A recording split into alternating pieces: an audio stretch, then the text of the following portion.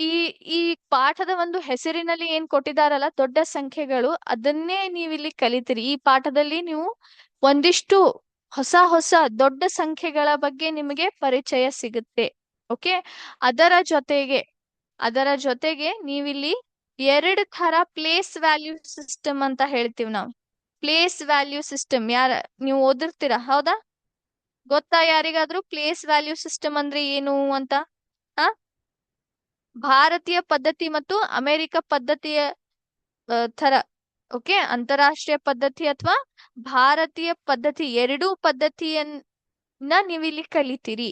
ಸಂಖ್ಯೆಗಳನ್ನ ಯಾವ ರೀತಿ ಎರಡೂ ಪದ್ಧತಿಯಲ್ಲಿ ಬರೀತಾರೆ ಅಂತ ಅದನ್ನೂ ಕೂಡ ಕಲಿತೀರಿ. ಅದರ ಜೊತೆಗೆ ನಿಖರ ಮತ್ತು ಅಂದಾಜು ಬೆಲೆಗಳು ಯಾವ ರೀತಿ ಹಿಡಿತೀರಿ, ನಿಖರ ಬೆಲೆಗಳನ್ನ ನಾವ್ ಎಲ್ಲಿ ಉಪಯೋಗಿಸ್ತೀವಿ, ಅಂದಾಜು ಬೆಲೆಗಳನ್ನ ಎಲ್ಲಿ ಉಪಯೋಗಿಸ್ತೀರಿ ಅದನ್ನ ನೋಡ್ತೀರಿ. ಅದರ ಜೊತೆಗೆ ನಾವು ಗುಣಲಬ್ಧಗಳಲ್ಲಿ ವಿನ್ಯಾಸಗಳು ಅದನ್ನು ಕೂಡ ನಾವ್ ಈ ಒಂದು ಪಾಠದಲ್ಲಿ ಕಲಿತೀವಿ. ಎಸ್. ಸೊ ಮೊದಲಿಗೆ ನಾವ್ ಇವತ್ತಿನ ಕ್ಲಾಸಲ್ಲಿ ಏನನ್ನ ಓದೋಣ?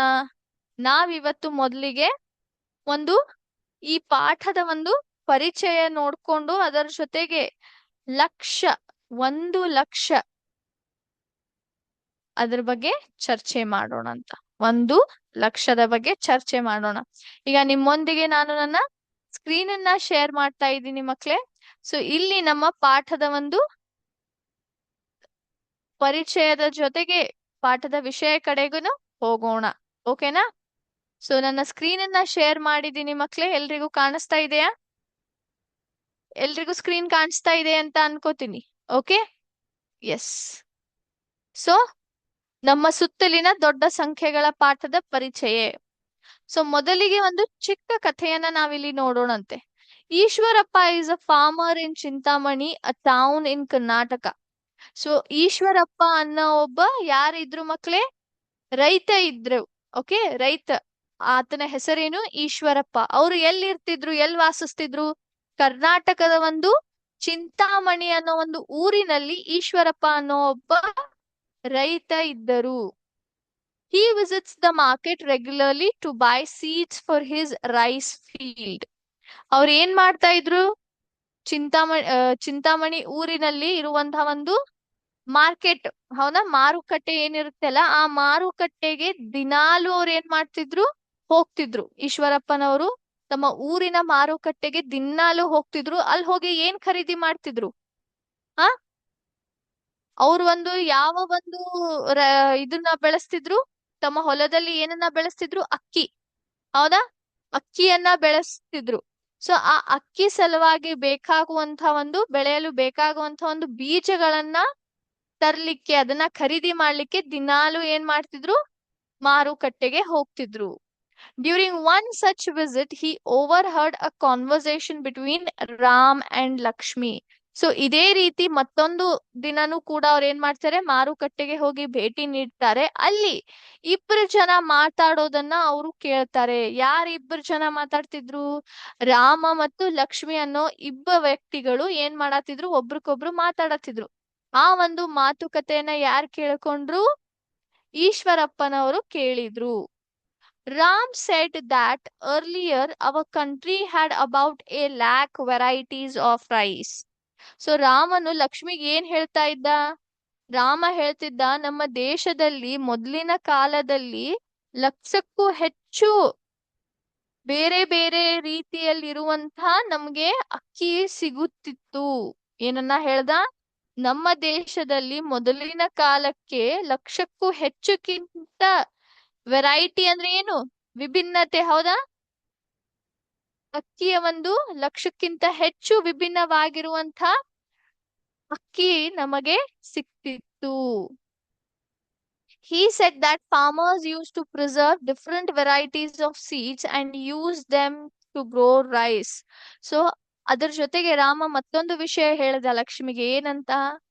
ಇವೆಲ್ಲ ಏನ್ ಬೀಜಗಳಿದ್ದು ಅಲ್ಲ, 1,00,000ಕ್ಕಿಂತ ಹೆಚ್ಚಿಗೆ ವಿಭಿನ್ನವಾಗಿರುವಂತಹ ಏನು ಬೀಜಗಳಿದ್ದವಲ್ಲ, ಅವನ್ನ ನಾವು ಏನ್ ಮಾಡ್ತಾ ಇದ್ವಿ? ರೈತರು ಏನ್ ಮಾಡ್ತಾ ಇದ್ರು?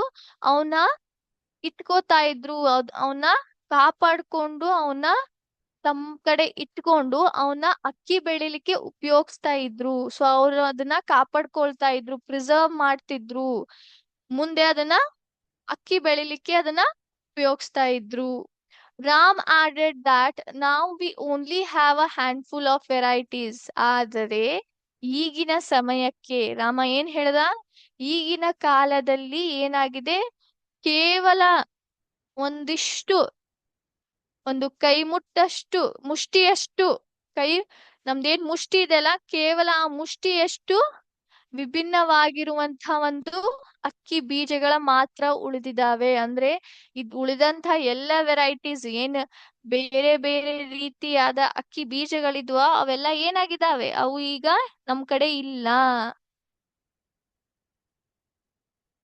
He also said that farmers have to come to the market to buy seeds. So ಈಗ ರೈತರು ಮಾರುಕಟ್ಟೆಗೆ ಬಂದು ಏನ್ ಮಾಡ್ತಾ ಇದ್ದಾರೆ, ಬೀಜಗಳನ್ನ ಖರೀದಿ ಮಾಡ್ತಾ ಇದ್ದಾರೆ.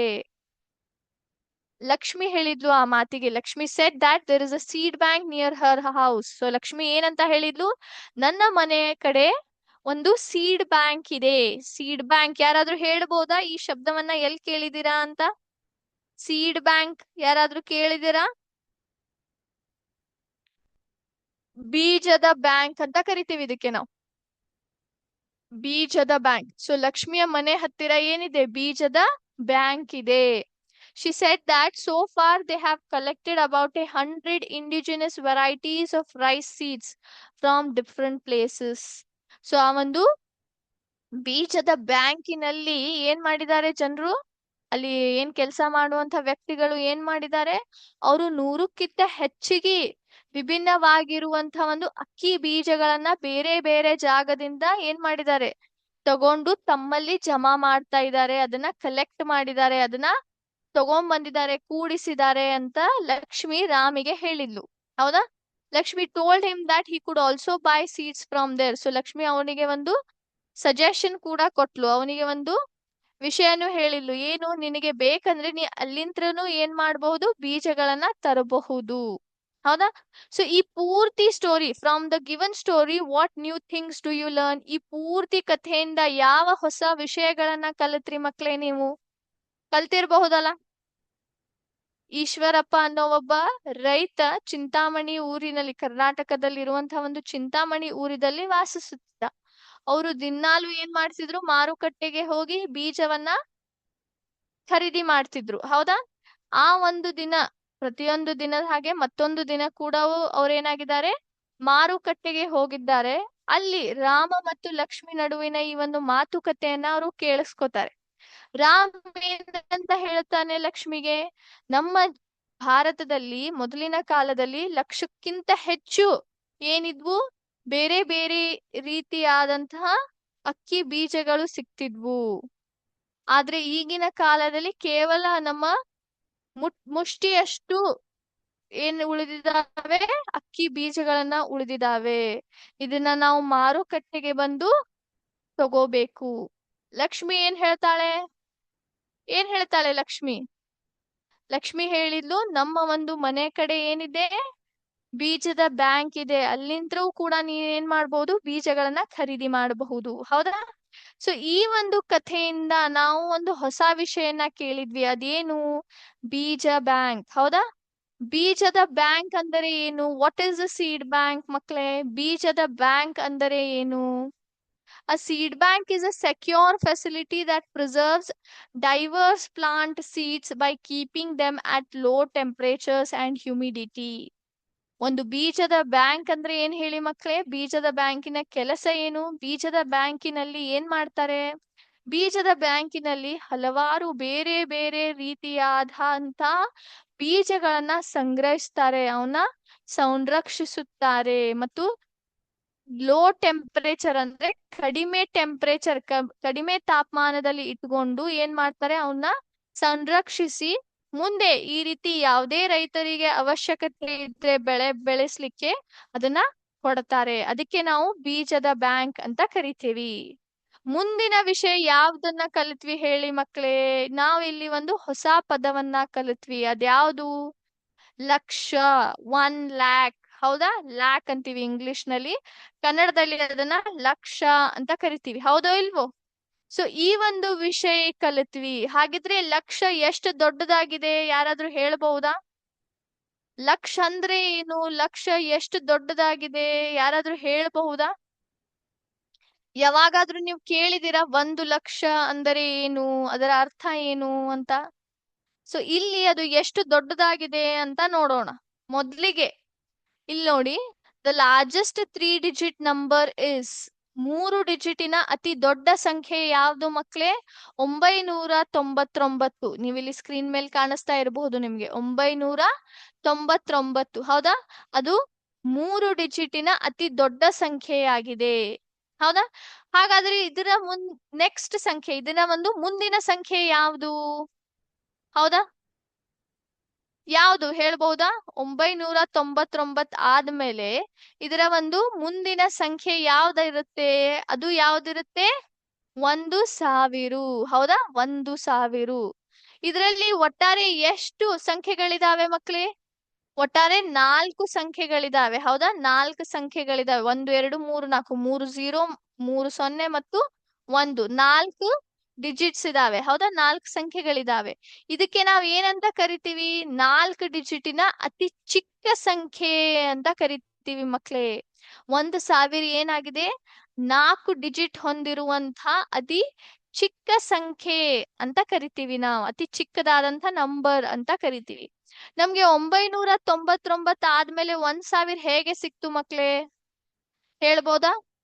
ನಾವೇನ್ ಮಾಡ್ತೀವಿ? ಈ 999ಗೆ ನಾವೇನ್ ಮಾಡಿದ್ವಿ? ಒಂದನ್ನ ಕೂಡಿಸಿದ್ವಿ. ಹೌದಾ ಇಲ್ಲೋ? ಒಂದನ್ನ ಕೂಡಿಸಿದ ನಂತರ ನಮ್ಗೆ ಏನ್ ಸಿಕ್ಬಿಡುತ್ತೆ? 1000 ಸಿಕ್ಬಿಡುತ್ತೆ. ಓಕೆ, ಈಗ ಮುಂದಿನ ಪ್ರಶ್ನೆ. ಅತಿ ದೊಡ್ಡ 4 ಡಿಜಿಟ್ ಹೊಂದಿರುವಂತಹ ಒಂದು ಸಂಖ್ಯೆ ಯಾವುದು? 4 ಡಿಜಿಟ್ಸ್ ಅನ್ನ ಹೊಂದಿರುವಂತಹ ಅತಿ ದೊಡ್ಡ ಸಂಖ್ಯೆ ಯಾವ್ದಿರುತ್ತೆ? ಹೇಳ್ಬೋದಾ ಯಾರಾದ್ರೂ? 4 ಡಿಜಿಟ್ ಹೊಂದಿರುವಂತ ಒಂದು ಚಿಕ್ಕದಾದ ಸಂಖ್ಯೆ ಯಾವುದು? 1000. ಹಾಗಾದ್ರೆ 4 ಡಿಜಿಟ್ ಇರುವಂತಹ ಒಂದು ಅತಿ ದೊಡ್ಡ ಸಂಖ್ಯೆ ಯಾವುದು? ಸೊ ಇಲ್ಲಿ ನೀವು ಕೌಂಟ್ ಮಾಡ್ಕೊತ ಹೋಗ್ಬೇಕು. ಹೌದಾ ಇಲ್ಲೋ? 1000, 1001, 1002, ಹೀಗೆ ನಾವ್ ಎಲ್ಲಿ ತನ ಹೋಗ್ತೀವಿ ಮಕ್ಳೇ? ನಾವ್ ಹೋಗ್ತೀವಿ 9999 ತನ. ಹೌದಾ ಇಲ್ವೋ? ಹೌದಾ ಇಲ್ವೋ? 9999 ತನ ನಾವ್ ಏನ್ ಮಾಡ್ತೀವಿ? ಹೋಗ್ತೀವಿ. ಹೌದಾ? ಎಸ್. ಹೌದಾ ಇಲ್ವೋ? ಸೊ ಇಲ್ಲಿ ನೀವು ಗಮನಿಸಿದ್ರೆ ಎಷ್ಟು 9 ಇದಾವೆ? 4 9 ಇದಾವೆ. ಹೌದಾ ಇಲ್ವೋ? ಸೊ ಇದು 4 ಡಿಜಿಟ್ ಹೊಂದಿರುವಂತಹ ಒಂದು ಅತಿ ದೊಡ್ಡ ಸಂಖ್ಯೆ ಆಗಿದೆ. 4 ಡಿಜಿಟಿನ ದೊಡ್ಡ ಸಂಖ್ಯೆ ಇದು. ಲಾರ್ಜೆಸ್ಟ್ 4 ಡಿಜಿಟ್ ನಂಬರ್ ಅಂತ ಕರಿತೀವಿ ನಾವು. ಹೌದಾ? ಈಗ ಮುಂದಿನ ಪ್ರಶ್ನೆ. 5 ಡಿಜಿಟ್ ಹೊಂದಿರುವಂತ ಅತಿ ಚಿಕ್ಕ ಸಂಖ್ಯೆ ಯಾವುದು? ಹೇಳ್ಬೋದಾ? 5 ಡಿಜಿಟ್ ಹೊಂದಿರುವಂತ ಅತಿ ಚಿಕ್ಕ ಸಂಖ್ಯೆ ಯಾವುದು? 5 ಅಂಕಿಗಳ ಒಂದು ಅತಿ ಚಿಕ್ಕ ಸಂಖ್ಯೆ ಯಾವುದು? ಹೇಳ್ಬೋದಾ ಯಾರಾದ್ರು? ಬಹಳ ಸಿಂಪಲ್ ಇದೆ ಮಕ್ಳೇ. ಇದಕ್ ನಾವ್ ಏನ್ ಮಾಡ್ಬೇಕು ಹೇಳಿ ಮತ್ತೆ? ಅತಿ ದೊಡ್ಡ 4 ಅಂಕಿಗಳ ಹೊಂದಿರುವಂತ ಸಂಖ್ಯೆಗೆ ಏನ್ ಮಾಡ್ಬೇಕು? +1 ಅನ್ನ ಕೂಡಿಸ್ಬೇಕು. ಅಂದ್ರೆ 9099ಗೆ 1 ಕೂಡಿಸಿದ್ರೆ ಏನ್ ಬರುತ್ತೆ ನಮ್ಗೆ ಇಲ್ಲಿ? ಎಷ್ಟು ಬರುತ್ತೆ? 10,000. ಎಷ್ಟು ಬರುತ್ತೆ? 10,000 ಬರುತ್ತೆ. ಹೌದೋ ಇಲ್ವೋ? 10,000. ಸೊ ಇಲ್ಲಿ ಎಷ್ಟು ಡಿಜಿಟ್ಸ್ ಇದಾವೆ? ಕೌಂಟ್ ಮಾಡಿ. 1 2 3 4 5. 4 0 ಮತ್ತು 1 ಇದೆ. ಹೌದೋ ಇಲ್ವೋ? ಸೊ 5 ಅಂಕಿಗಳ ಅತಿ ಚಿಕ್ಕದಾದ ಸಂಖ್ಯೆ ಯಾವುದು ಮಕ್ಕಳೇ? 10,000. ಯಾವ್ದಿದೆ? 10,000. ಹಾಗಾದ್ರೆ 5 ಅಂಕಿಗಳ ಅತಿ ದೊಡ್ಡ ಸಂಖ್ಯೆ ಯಾವುದು? 5 ಅಂಕಿಗಳ ಅತಿ ದೊಡ್ಡ ಸಂಖ್ಯೆ ಯಾವುದು? ಯಾವ್ದು ಬರುತ್ತೆ? 99,999. ಹೌದಾ? ಎಸ್, 99,999. ಸೊ ಇಲ್ಲಿ 5 ಸತೆ ಏನ್ ಬಂದಿದಾವೆ? 9 ಬಂದಿದೆ. ಹೌದಾ ಇಲ್ವೋ? 5 ಅಂಕಿಗಳ ಅತಿ ದೊಡ್ಡ ಸಂಖ್ಯೆ ಯಾವುದು? 99,999. ಓಕೆ, ಈಗ ಹಾಗಾದ್ರೆ ಕೊನೆಯ ಪ್ರಶ್ನೆ ಇಲ್ಲಿ. 6 ಡಿಜಿಟ್ ಹೊಂದಿರುವಂತಹ ಅತಿ ಚಿಕ್ಕ ಸಂಖ್ಯೆ ಯಾವುದು? ಇದಕ್ಕೆ ನಾನು ಮತ್ತೆ ತಿರ್ಗಾ ಏನ್ ಮಾಡ್ತೀನಿ? ಒಂದನ್ನೇ ಕೂಡಿಸ್ತೀನಿ. ಅವಾಗ ನನಗೆ ಏನ್ ಬರುತ್ತೆ? 1,00,000 ಬರುತ್ತೆ. 1,00,000 ಬರುತ್ತೆ. ಸೊ ಎಲ್ರಿಗೂ ಅರ್ಥ ಆಗಿದೆ ಅಂತ ಅನ್ಕೋತೀನಿ. 1,00,000 ಅಂದ್ರೆ ಇದು 6 ಡಿಜಿಟ್ ಹೊಂದಿರುವಂತಹ ಅತಿ ಚಿಕ್ಕ ಸಂಖ್ಯೆ. ಇದನ್ನ ನಾವು ಹೇಗೆ ಪಡಿತೀವಿ? 99,999ಗೆ ಒಂದನ್ನ ಕೂಡಿಸಿದಾಗ ನಮಗೆ 1,00,000 ಬರುತ್ತೆ ಮಕ್ಳೇ. ಓಕೆ, ಇದು 5 ಅಂಕಿಗಳ ಅತಿ ದೊಡ್ಡ ಸಂಖ್ಯೆಗೆ ಒಂದನ್ನ ಕೂಡಿಸಿದಾಗ 6 ಅಂಕಿಗಳ ಚಿಕ್ಕ ಸಂಖ್ಯೆ, ಅತಿ ಚಿಕ್ಕ ಸಂಖ್ಯೆ 1,00,000 ನಮಗೆ ಸಿಗುತ್ತೆ. ಸೊ ಎಲ್ರಿಗೂ ಅರ್ಥ ಆಯ್ತಾ ಮಕ್ಳೇ? ಸೊ ನಾವು ಪ್ರಾರಂಭ ಎಲ್ಲಿಂದ ಮಾಡಿದ್ವಿ? 3 ಡಿಜಿಟ್, ಹೌದಾ? 3 ಅಂಕಿಗಳ ಅತಿ ದೊಡ್ಡ ಸಂಖ್ಯೆ 999. ಇದಕ್ಕೆ 1 ಕೂಡಿಸಿದ್ರೆ 4 ಡಿಜಿಟಿನ ಚಿಕ್ಕ ಸಂಖ್ಯೆ, ಅತಿ ಚಿಕ್ಕ ಸಂಖ್ಯೆ 1,000 ಸಿಗುತ್ತೆ. ನಂತರ ಹಾಗೆ 1,000 ಕೌಂಟ್ ಮಾಡಿ ಕೊನೆಗೆ ಬಂದಾಗ ಬರೋದು 9,099. ಸಾರಿ, 9,999. ಅದು 4 ಡಿಜಿಟಿನ ಅತಿ ದೊಡ್ಡ ಸಂಖ್ಯೆ. ನಂತರ ಬರುತ್ತೆ 5 ಡಿಜಿಟಿನ ಅತಿ ಚಿಕ್ಕ ಸಂಖ್ಯೆ. ಇದನ್ನ ನಾವು ಹೇಗೆ ಪಡಿತೀವಿ? 10,000. ಇದಕ್ಕೆ ನಾವು ಒಂದನ್ನ ಕೂಡಿಸಿದಾಗ. ನಂತರ 5 ಡಿಜಿಟಿನ ಅತಿ ದೊಡ್ಡ ಸಂಖ್ಯೆ ಯಾವ್ದಾಯ್ತು? 99,999. ಇದಕ್ಕೆ ಒಂದನ್ನ ಕೂಡಿಸಿದಾಗ ನಮ್ಗೆ 6 ಡಿಜಿಟಿನ ಅತಿ ಚಿಕ್ಕದಾದ ಸಂಖ್ಯೆ 1,00,000 ಸಿಗುತ್ತೆ. ಎಸ್. ಸೊ ಈ ರೀತಿ ನಾವೇನ್ ಮಾಡಿದ್ವಿ? ನಮ್ಮ ಒಂದು ಇವತ್ತಿನ ಸೆಷನ್ ಅಲ್ಲಿ ಮಕ್ಳೇ ಒಂದು ಹೊಸ ವಿಷಯನ ಕಲಿತ್ವಿ. ಯಾವುದು? ಲಕ್ಷ ಬಗ್ಗೆ ಕಲಿತ್ವಿ. ಅದರ ಜೊತೆಗೆ ಬೀಜದ ಬ್ಯಾಂಕ್ ಅಂದ್ರೆ ಏನು ಅಂತ ಕಲಿತ್ವಿ. ಹೌದೋ ಇಲ್ವೋ? ಎಸ್. ಸೊ ಈಗ ನಾವು ಹೋಗೋಣ ನಮ್ಮ ಒಂದು ಕ್ರಿಟಿಕಲ್ ಥಿಂಕಿಂಗ್ ಸೆಷನ್ ಅನ್ನೋ ಒಂದು ವಿಷಯಕ್ಕೆ. ಕ್ರಿಟಿಕಲ್ ಥಿಂಕಿಂಗ್ ಅನ್ನೋದು ಏನು ಮಕ್ಳೇ? ಕ್ರಿಟಿಕಲ್ ಥಿಂಕಿಂಗ್ ಅಂದ್ರೆ ಏನು? ಯಾರಾದ್ರೂ ಹೇಳ್ಬಹುದಾ? ಈ ಒಂದು ಪದದ ಅರ್ಥ ನಿಮ್ಗೆ ಏನಾದ್ರೂ ಗೊತ್ತಾ ಮಕ್ಳೇ? ಕ್ರಿಟಿಕಲ್ ಥಿಂಕಿಂಗ್ ಅಂದ್ರೆ ಏನು ಅಂತ ಹೇಳ್ಬಹುದಾ? ವಿಮರ್ಶಾತ್ಮಕ ಚಿಂತನೆ ಅಂತ ಕರಿತೀವಿ ನಾವು. ಇದು ಯಾವುದನ್ನು ನಂಬಬೇಕು ಅಥವಾ ಮಾಡಬೇಕು ಎಂಬುದರ ಕುರಿತು ಸ್ಪಷ್ಟವಾಗಿ ಮತ್ತು ತಾರ್ಕಿಕವಾಗಿ ಯೋಚಿಸುವ ಸಾಮರ್ಥ್ಯವಾಗಿದೆ. ಈ ವಿಮರ್ಶಾತ್ಮಕ ಚಿಂತನೆಯಲ್ಲಿ ನೀವು ವಿಶ್ಲೇಷಣೆ ಮಾಡ್ತೀರಿ, ಅದನ್ನ ಅರ್ಥ ಮಾಡ್ಕೋತೀರಿ, ಸತ್ಯಗಳನ್ನ ಸ್ವಾತಂತ್ರ್ಯವಾಗಿ ಪರೀಕ್ಷಣೆ ಮಾಡಿದ ಮೇಲೆ ತಾರ್ಕಿಕವಾಗಿ ನಿರ್ಧಾರವನ್ನ ಕೈಗೊಳ್ಳುತ್ತೀರಿ. ಯಾವುದೇ ನಿರ್ಧಾರವನ್ನ ಕಣ್ಮುಚ್ಚಿಯಾಗಿ ಅಥವಾ ನಂಬಿಕೆಯಿಂದ ತಗೊಳ್ಳೋದಿಲ್ಲ. ಆದ್ರೆ ವಿಶ್ಲೇಷಣೆ ಮಾಡಿ ಸತ್ಯಗಳನ್ನ ಪರೀಕ್ಷಿಸಿ ನಂತರ ನೀವೇನ್ ಮಾಡ್ತೀರಿ? ಪಕ್ಷಪಾತವಿಲ್ಲದೆ ನಾವ್ ಏನ್ ಮಾಡ್ತೀವಿ ಇಲ್ಲಿ? ಒಂದು ಯಾವುದೇ ವಿಚಾರದ ಕುರಿತು ಏನ್ ಮಾಡ್ತೀವಿ ಇಲ್ಲಿ? ನಿರ್ಧಾರವನ್ನ ಕೈಗೊಳ್ತೀವಿ. ಆ ಒಂದು ವಿಷಯಕ್ಕೆ ಕ್ರಿಟಿಕಲ್ ಥಿಂಕಿಂಗ್ ಅಥವಾ ವಿಮರ್ಶಾತ್ಮಕ ಚಿಂತನೆ ಅಂತ ಕರಿತೀವಿ. ಸೊ ನಮ್ಮ ಕ್ಲಾಸ್ ಅಲ್ಲಿ ವಿಮರ್ಶಾತ್ಮಕ ಚಿಂತನೆಯ ಒಂದಿಷ್ಟು ವಿಷಯಗಳನ್ನ ಅಥವಾ ಒಂದಿಷ್ಟು ಪ್ರಶ್ನೆಗಳನ್ನ ನಾವಿಲ್ಲಿ ಕೈಗೊಳ್ತೀವಿ. ನಮ್ಮ ಉದ್ದೇಶ ಏನು ಇದನ್ನ ಮಾಡ್ಲಿಕ್ಕೆ? ಉದ್ದೇಶ ಕೇವಲ ಒಂದೇ, ಮಕ್ಕಳಲ್ಲಿ ಈ ರೀತಿ ಚಿಂತನೆ, ಈ ರೀತಿಯ ಒಂದು ವಿಮರ್ಶಾತ್ಮಕ ಒಂದು ಬುದ್ಧಿಯನ್ನ ಬೆಳೆಸ್ಬೇಕನ್ನೋ ಆಸೆ. ಯಾಕಂದ್ರೆ ಮಕ್ಕಳು ಎಲ್ಲರ್ಕಿಂತ ಚುರುಕು, ಹೌದಾ? ಸೊ ಹಾಗಾಗಿ ನಿಮ್ಮ ಮಕ್ಳೇ ನಿಮ್ಮಲ್ಲಿ ಆ ಒಂದು ಚಿಂತನೆ ಬರ್ಬೇಕು, ಆ ಒಂದು ಹುಡುಕು ತೆಗೆಯುವಂತ ಒಂದು ಭಾವನೆ ಬರ್ಬೇಕು ಅನ್ನೋ ಒಂದು ಕಾರಣಗೋಸ್ಕರ ಈ ಒಂದು ಸೆಷನ್ ಅನ್ನ ನಾವು ಇಲ್ಲಿ ಕೈಗೊಳ್ತೀವಿ. ಓಕೆ. ಸೊ ಮೊದಲನೇ ಚಾಲೆಂಜ್ ಯಾವ್ದಾಗಿದೆ? ಮಿಸ್ಟ್ರಿ ಬಾಕ್ಸ್ ಚಾಲೆಂಜ್ ಅಂತ ಕರಿತೀವಿ ನಾವು. Mystery box challenge. ಈ ಒಂದು ಆಟದಲ್ಲಿ ಏನಿರುತ್ತೆ? ನೀವಿಲ್ಲಿ ಹಲವಾರು ಕೇಸಸ್ ಗಳನ್ನ ಪಡಿತೀರಿ, ಹೌದಾ? ಕೇಸನ್ನ ಬರ್ತಾವೆ. ಕೇಸ್ ನಾವ್ ಎಲ್ಲಿ ನೋಡ್ತೀವಿ? ವಕೀಲರು ಕೇಸ್ಗಳನ್ನ ಹ್ಯಾಂಡಲ್ ಮಾಡ್ತಾರೆ, ಹೌದೋ ಇಲ್ವೋ? ಸೊ ಅದೇ ರೀತಿ ನೀವು ಕೂಡ ಭಾವಿಸ್ಕೊರು, ನೀವು ಒಂಥರ ಈ ರೀತಿ ಕೇಸ್ ಅನ್ನ ಸಾಲ್ವ್ ಮಾಡತ್ತೀರಿ ಅಂತ. ಸೊ ಈ ಕೇಸಸ್ ಅಲ್ಲಿ ನಿಮ್ಗೆ ಒಂದಿಷ್ಟು ಏನ್ ಕೊಡ್ತಾವೆ? ಎವಿಡೆನ್ಸಸ್ ಗಳು ಬರ್ತಾವೆ, ಹೌದಾ? ಪ್ರೂಫ್ ಬರ್ತಾವೆ ಮಕ್ಳೇ. ಓಕೆ, ಪ್ರೂಫ್ ಬರ್ತಾವೆ, ಎವಿಡೆನ್ಸಸ್, ಹೌದಾ? ಪುರಾವೆಗಳು ಬರ್ತಾವೆ, ಸಾಕ್ಷಿಗಳನ್ನ ನಾವು ತೋರಿಸ್ತೀವಿ. ಆ ಸಾಕ್ಷಿಗಳನ್ನ ಅರ್ಥ ಮಾಡ್ಕೊಂಡು ನೀವೇನ್ ಮಾಡ್ಬೇಕು?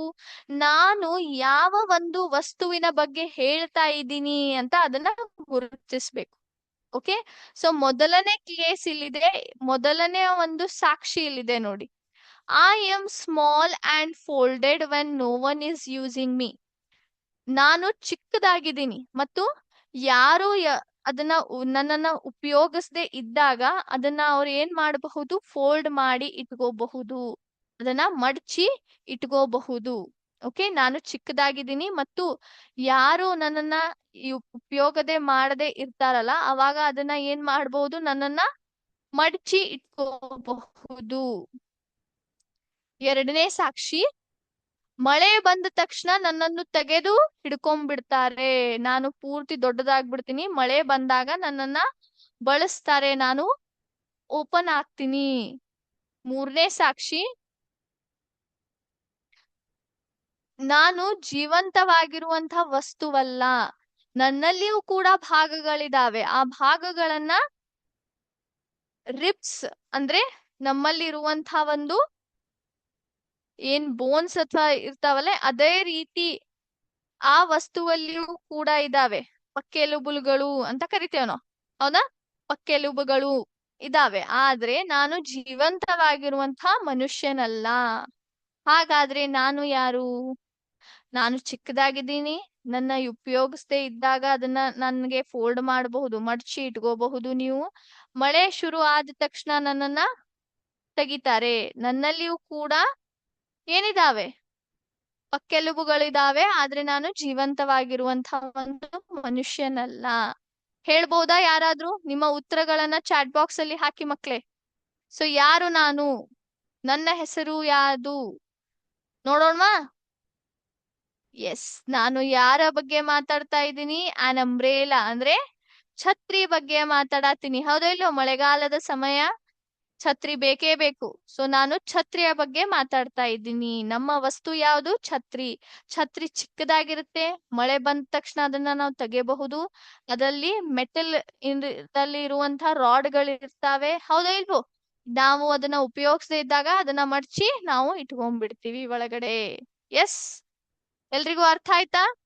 ಸೊ ಈ ರೀತಿ ಒಂದು ವಿಮರ್ಶಾತ್ಮಕ ಚಿಂತನೆ ಉಳ್ಳ ಒಂದಿಷ್ಟು ಪ್ರಶ್ನೆಗಳನ್ನ ನಾವು ನಮ್ಮ ಮುಂದಿನ ಸೆಷನ್ ಅಲ್ಲಿ ನೋಡೋಣ. ಅದರ ಜೊತೆಗೆ ನಮ್ಮ ಪಾಠದ ಚರ್ಚೆಯು ಕೂಡ ಮುಂದಿನ ಸೆಷನ್ ಅಲ್ಲಿ ಕಂಟಿನ್ಯೂ ಮಾಡೋಣ ಅಂತ. ಸೊ ಇವತ್ತಿನ ಕ್ಲಾಸ್ ಅಲ್ಲಿ ನಾವ್ ಏನನ್ನ ಕಲ್ಕೊಂಡ್ವಿ? ಈ ಪಾಠದ ಪರಿಚಯ ನೋಡ್ಕೊಂಡ್ವಿ, ಅದರ ಜೊತೆ ಲಕ್ಷ್ಯದ ಬಗ್ಗೆ ಅರ್ಥ ಮಾಡ್ಕೊಂಡ್ವಿ ಮಕ್ಳೇ. ಮತ್ತೆ ಮುಂದಿನ ಕ್ಲಾಸ್ ಅಲ್ಲಿ ಭೇಟಿಯಾಗೋಣ. ಅಲ್ಲಿ ತನಕ ಶುಭವಾಗಲಿ ಎಲ್ರಿಗೂ. ಧನ್ಯವಾದಗಳು. ಜೈ ಹಿಂದ್, ಜೈ ವಿದ್ಯಾಶಕ್ತಿ.